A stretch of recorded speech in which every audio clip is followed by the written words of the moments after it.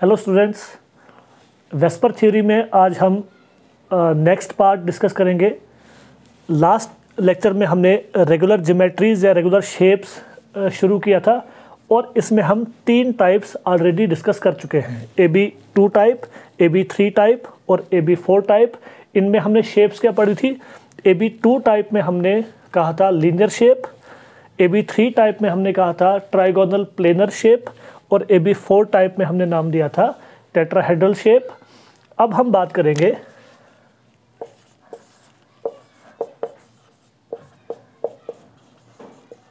AB5 type, AB6 type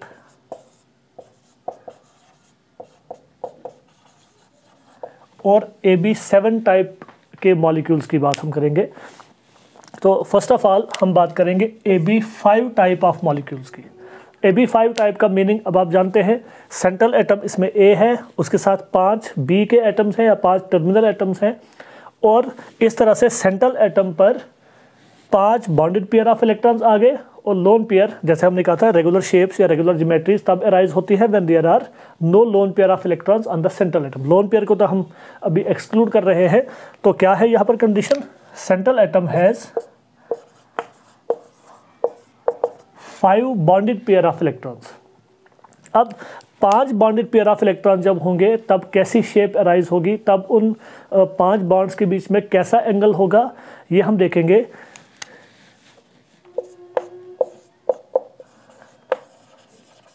तो वो shape है ट्राइगोनल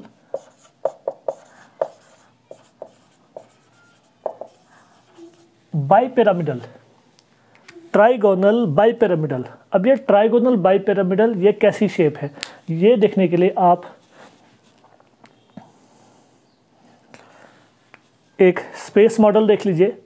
इस स्पेस मॉडल में ये जो सेंट्रल एटम है इसके साथ 3 एटम्स हैं, 3 टर्मिनल एटम्स या 3 बॉन्ड्स एक ही प्लेन में। इस शेप से आप वाकिफ़ हैं, पहले भी हमने पढ़ा था। AB3 टाइप में हमने ये शेप डिस्कस की थी, 3 बॉन्ड्स एक ही प्लेन में। लेकिन इन 3 के अलावा यहाँ पर 2 बॉन्ड्स और हैं। वो 2 बॉन्ड्स कैसे हैं? हमने ये कहा था कि ये जो 3 बॉन्ड्स है ये 4 एटम्स एक ही प्लेन में है, ट्राइगोनल शेप आ गई ये। अब जो चौथा बॉन्ड होगा वो इसके परपेंडिकुलर होगा इस तरह से अपवर्ड्स, और 5वां बॉन्ड वो भी परपेंडिकुलर होगा इस तरह से डाउनवर्ड्स। तो ये जो शेप बनी है इस शेप को हम कहते हैं ट्राइगोनल बाइपिरामिडल। मतलब ट्राइगोनल, ये 3 आगे बॉन्ड्स जो एक प्लेन में है, ट्राइंगुलर शेप में है, एंगल इनके बीच कितना है? 120 डिग्री। अब जो 2 बॉन्ड्स हैं वो ऊपर और नीचे या perpendicular upwards and perpendicular downwards. तो ये जो पूरी शेप बन गई ट्राइगोनल बाइपिरामिडल। बाइपिरामिडल का मतलब है 2 बॉन्ड्स परपेंडिकुलर है अपवर्ड्स एंड डाउनवर्ड्स, राइट। अब ज़रा एंगल की अगर हम बात करें तो ये जो 3 थे जो ट्राइगोनल प्लेनर शेप में थे बॉन्ड्स, उनके बीच तो एंगल हम जानते हैं 120, 120, 120। तो ये जो 2 बॉन्ड्स अब हैं जो परपेंडिकुलर है या हम कहेंगे एक ही एक्सिस पर है। देख लीजिए, अगर आप इसको और इसको देखें, ये तीनों एक ही एक्सिस पर हैं। तो ये जो बॉन्ड है इनका एंगल देख लीजिए, इसका एंगल इन 3 के साथ 90 डिग्री है, इसका एंगल भी इन 3 के साथ 90 डिग्री है। तो यहाँ पर 2 किस्म के एंगल्स बनते हैं, 2 किस्म के एंगल्स हैं। 120 डिग्री 3 बॉन्ड्स हैं जिनका एंगल आपस में 120 डिग्री है, और 2 बॉन्ड्स हैं जिनका एंगल उन 3 के साथ कितना है? 90 डिग्री। अगर आपस में देखें, आपस में तो उनका एंगल 180 डिग्री बनता है। तो ट्राइगोनल बाइपिरामिडल को हम यहाँ पर कैसे ड्रा करेंगे? ये आ गया सेंट्रल एटम A, ये एक B आ गया, ये दूसरा और ये तीसरा। ये 3 B जो यहाँ पर मैं बना रहा हूँ अभी ये इस तरह से है। ये एक B मैंने उस तरफ बना लिया, ये जो 2 B थे ये मैंने इस तरफ बना लिए। ये सभी एक ही प्लेन में है। बोर्ड पर भी आप देखने की कोशिश कीजिए, ये सभी बॉन्ड्स जो अभी तक मैं बना चुका हूँ 3 बॉन्ड्स हैं, ये एक ही प्लेन में है। ये जो मैं डैश्ड लाइन बना रहा हूँ ये सिर्फ इनका रिलेटिव अरेंजमेंट बताने के लिए मैंने बनाए हैं इस तरह से। ये जो 3 बॉन्ड्स हैं इनके बीच में एंगल क्या क्या है? 120 डिग्री ईच। ये एंगल भी और ये एंगल भी, तीनों एंगल 120 डिग्री है। और ये आ गया आप कौन सा, ये जो ऊपर की तरफ परपेंडिकुलर था, ये वाला एंगल, ये आ गया एक बी डाउनवर्ड्स है परपेंडिकुलर, राइट। इसका एंगल 90 डिग्री और इसका भी उसी तरह से 90 डिग्री एंगल होगा। अब दो किस्म के बॉन्ड्स, ये जो 3 बॉन्ड्स हैं, ये वाले 3 बॉन्ड्स, यहाँ पर मैं कहूँगा ये वाले 3 बॉन्ड जो एक प्लेन में थे, ट्रायंगुलर शेप में थे, उन 3 बॉन्ड्स को हम नाम देते हैं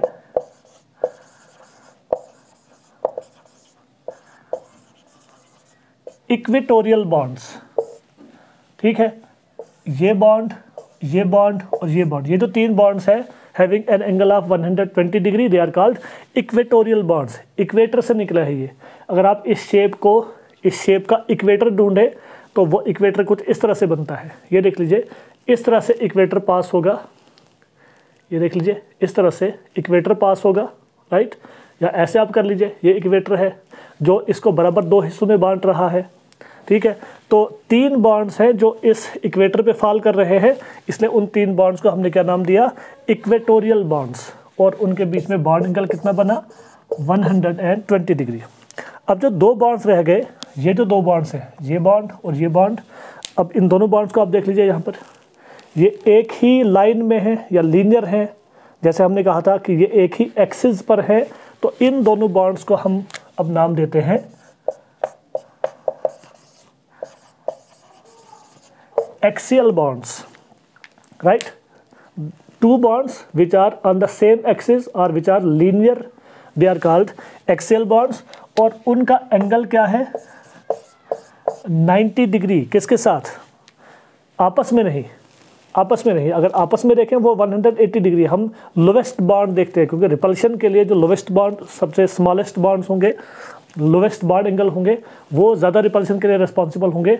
तो वो एंगल क्या है, इसका देख लीजिए, इसके साथ या इसके साथ कितना एंगल है, 90 डिग्री। इसी तरह इसका भी एंगल अगर आप इन 3 के साथ देखें तो 90 डिग्री। इसलिए हम लिखते हैं एक्सियल बॉन्ड्स का जो लोवेस्ट बॉन्ड एंगल है वो कितना है, 90 डिग्री।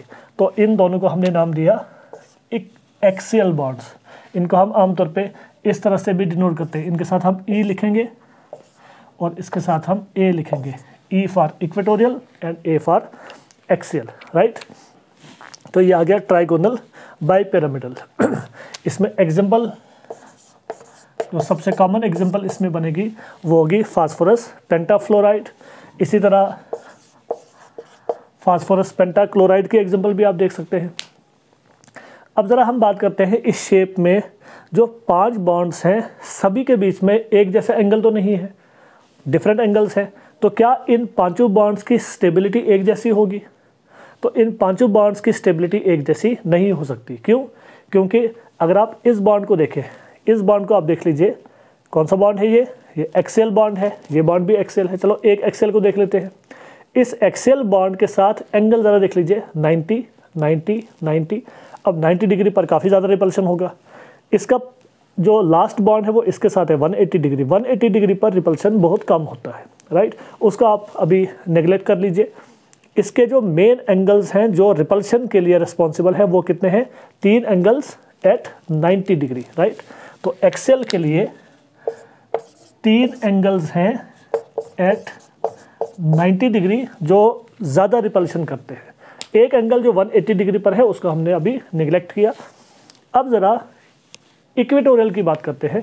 ये बॉन्ड जो है ये इक्वेटोरियल बॉन्ड है, राइट। तीनों एक जैसे हैं। इसकी बात कर लेते हैं। इसका ज़रा देख लीजिए, इसके साथ अगर आप एंगल देखें कितना बनता है, 90 डिग्री।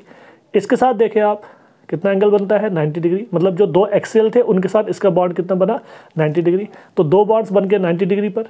2 बॉन्ड और है, ये 2, इनके साथ इसका क्या एंगल है, 120 और यहाँ से 120।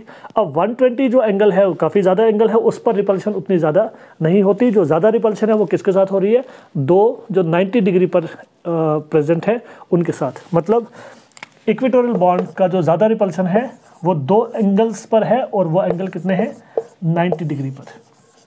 2 एंगल 120 पर भी है but repulsion is very small. यहाँ पर भी एक बॉन्ड जो है वो 180 पर है, उसमें भी रिपल्शन बहुत कम है। तो जो यहाँ पर डिसाइडिंग फैक्टर बनते हैं वो कौन है, वो एंगल जो 90 डिग्री पर है या वो बॉन्ड्स जो 90 डिग्री एंगल पर है। तो इक्वेटोरियल में 2 ही बॉन्ड्स हैं जो 90 डिग्री पर है, जबकि एक्सियल पोजीशन पर 3 बॉन्ड्स हैं जो 90 डिग्री पर है। तो इस हिसाब से आप देख लीजिए कि ज़्यादा रिपल्शन कौन फेस कर रहा है, इक्वेटोरियल बॉन्ड या फिर axial bond.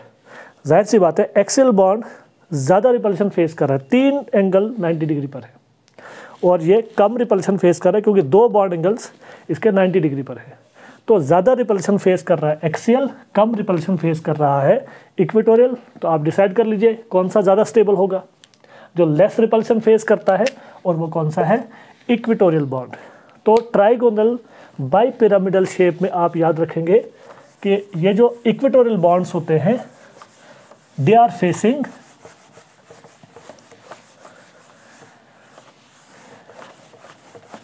Equatorial bonds are facing lesser repulsion.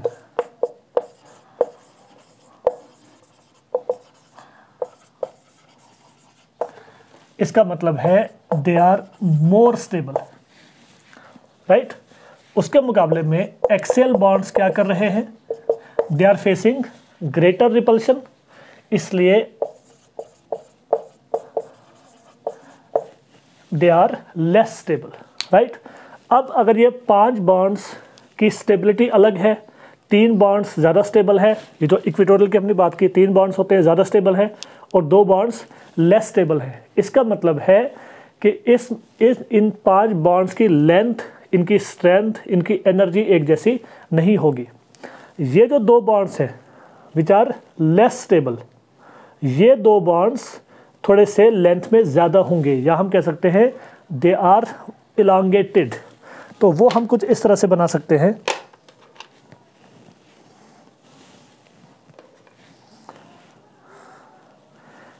इस तरह से ये बॉन्ड थोड़े से ज़्यादा इलांगेटेड है,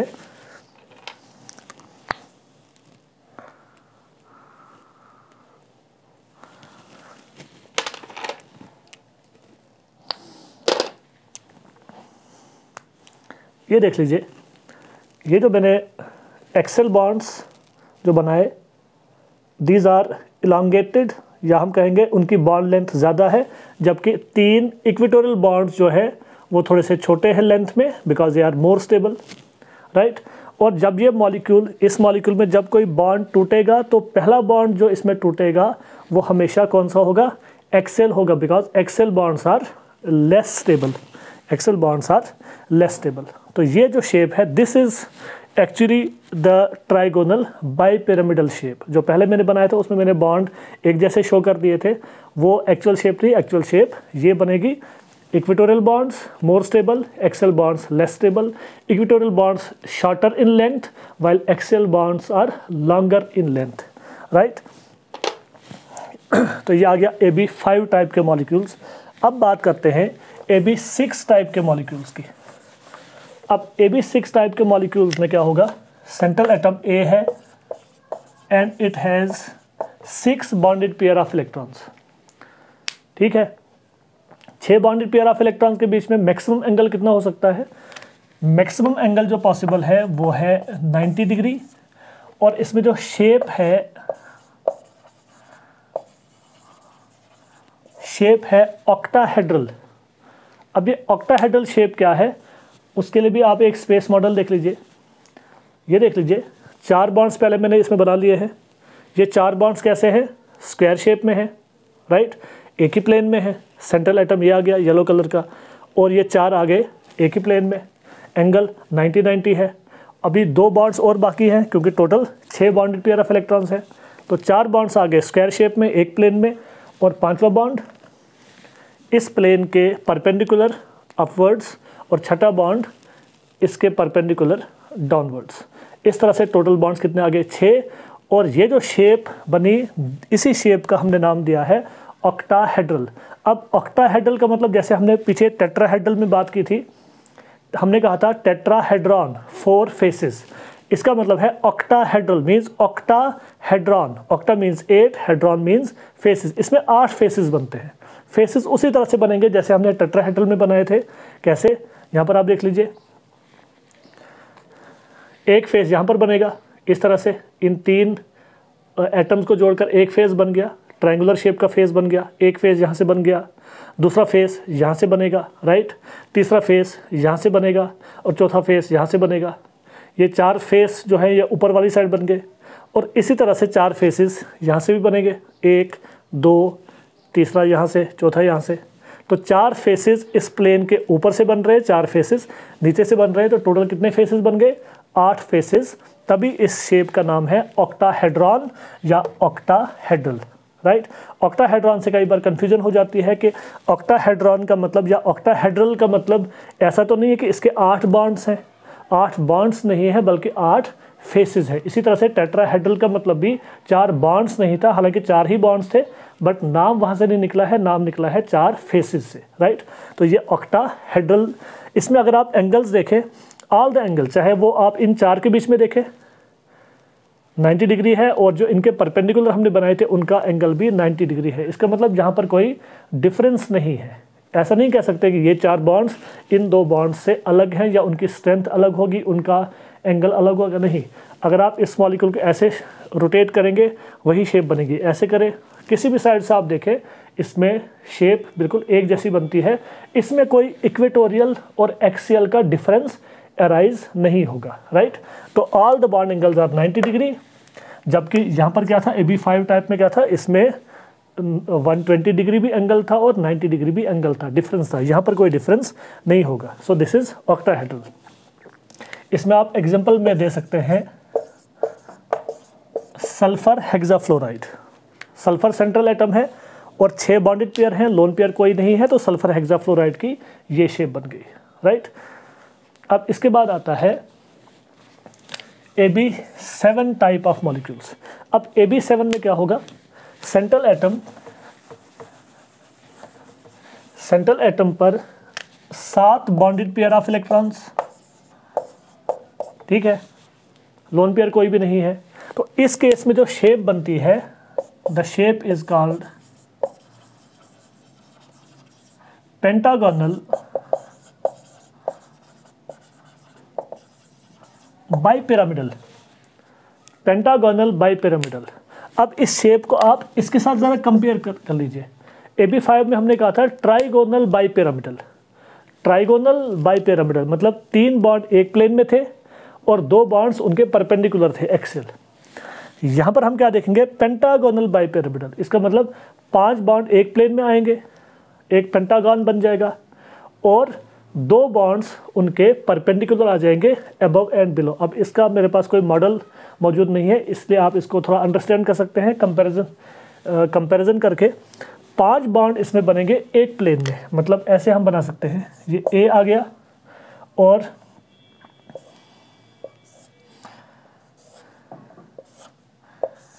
ये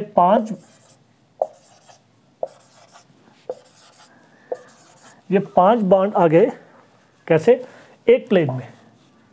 अगर हम इनको ऐसे जोड़ें तो कैसी शेप बन जाएगी, एक पेंटागन बन जाएगा, राइट। इसमें ये 5 एंगल्स बराबर होंगे। ये सभी एंगल अगर बराबर है तो आप एक काम कर लीजिए, इस 360 डिग्री एंगल को 5 इक्वल हिस्सों में डिवाइड कर लीजिए, ठीक है। तो जब हम 360 को 5 से डिवाइड करते हैं तो क्या मिलता है, 72। इसका मतलब है कि ये सभी बॉन्ड्स 72 डिग्री हैं, ओके। और अब 2 बॉन्ड्स और रह गए। अब इस इतने से पेंटागन को आप ऐसे मान लीजिए एक प्लेन में, तो जो 6th और 7th बॉन्ड होंगे वो कैसे होंगे, एक बॉन्ड इस तरह से होगा परपेंडिकुलर अपवर्ड्स और एक बॉन्ड ऐसे होगा परपेंडिकुलर डाउनवर्ड्स। अब यहाँ पर हम थोड़ा सा इस तरह से बना लेते हैं, एक B यहाँ पर हमने बता दिया, एक B यहाँ पर बता दिया। एक्चुअल में ये जो 2 B हैं, this one and this one, ये कैसे हैं, ये इन 5 जो बॉन्ड्स हैं उनके परपेंडिकुलर है, above the plane and below the plane. Angle क्या कहा हमने, इनका एंगल कितना है, 72 डिग्री। ये सभी, ये जो 5 B हैं, इन सभी का आपस में एंगल क्या है, 72 डिग्री। और जो ये 2 हैं, इनका एंगल क्या बनेगा, क्योंकि ये परपेंडिकुलर है अपवर्ड्स एंड डाउनवर्ड्स, तो इनका एंगल क्या बनेगा, 90 डिग्री। इसका मतलब है कि यहाँ पर भी बॉन्ड एंगल का डिफरेंस अराइज हो रहा है। और वो डिफरेंस क्या है, जैसे यहाँ पर था ट्राइगोनल बाइपिरामिडल में 5 बॉन्ड्स एक प्लेन में हैं और 2 बॉन्ड्स परपेंडिकुलर हैं, इसलिए हमने नाम क्या दिया, पेंटागोनल बाइपिरामिडल। अब जो वो 5 बॉन्ड्स थे जो एक प्लेन में थे, उनको हम नाम दे सकते हैं इक्वेटोरियल। तो 5 बॉन्ड हैं इक्वेटोरियल, जबकि 2 बॉन्ड्स जो परपेंडिकुलर थे वो कहलाएंगे एक्सियल, राइट। इक्वेटोरियल बॉन्ड्स के बीच में एंगल कितना है, 72 डिग्री जो मिनिमम एंगल है, और एक्सियल बॉन्ड्स का जो मिनिमम एंगल है वो कितना है, 90 डिग्री। अब इन दोनों में से ज़्यादा स्टेबल कौन होगा, जो कम रिपल्शन फेस करेगा। तो एंगल की बिना पर आप देख लीजिए, axial bond 90 degree minimum angle show कर रहा है, जबकि इक्वेटोरियल बॉन्ड्स का जो मिनिमम बॉन्ड एंगल है वो 72 डिग्री है। इसका मतलब है यहाँ पर इक्वेटोरियल बॉन्ड्स ज़्यादा रिपल्शन फेस करेंगे। इसका मतलब है यहाँ पर एक्सियल बॉन्ड ज़्यादा स्टेबल होगा एज कंपेयर टू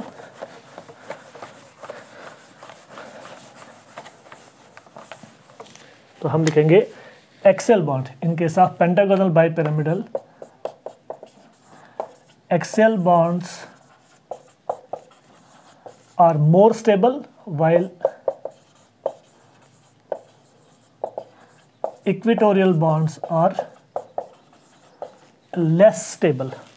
अब यहाँ पर भी दोनों में से एक टाइप के बॉन्ड थोड़े से elongated होंगे और एक टाइप के बॉन्ड थोड़े से शॉर्टर लेंथ के होंगे। अब आप डिसाइड कर लीजिए, जो लेस स्टेबल हैं वही ज़्यादा elongated होंगे, राइट। जैसे ट्राइगोनल बाइपिरामिडल में जो एक्सियल बॉन्ड थे वो इलांगेटेड थे, और यहाँ पर क्या है, यहाँ पर इक्वेटोरियल बॉन्ड्स हैं विच आर इलांगेटेड, राइट। अब इसमें एक एग्जांपल आप देख लीजिए, इसमें एग्जांपल्स ज़्यादा कॉमन नहीं है। IF7 आयोडीन हेप्टाफ्लोराइड इसकी एक बहुत इंपॉर्टेंट एग्जांपल है। सेंट्रल एटम आयोडीन है, साथ में 7 फ्लोरीन के एटम्स हैं which are terminal, 7 bonded pairs of electrons on iodine, no lone pair, इसलिए IF7 की शेप कैसी होगी, पेंटागोनल बाइपिरामिडल। होप आप सबको ये रेगुलर ज्योमेट्रीज समझ आ गई है। नेक्स्ट टाइम हम इर्रेगुलर ज्योमेट्रीज की बात करेंगे, तब तक के लिए गुड बाय।